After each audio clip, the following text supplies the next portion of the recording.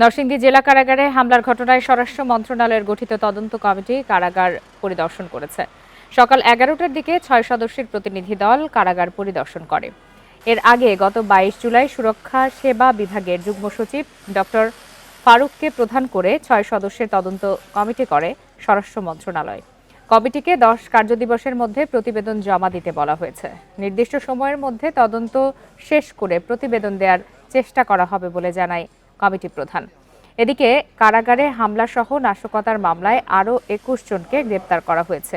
এ নিয়ে এ ঘটনায় মোট গ্রেপ্তার 204 জন।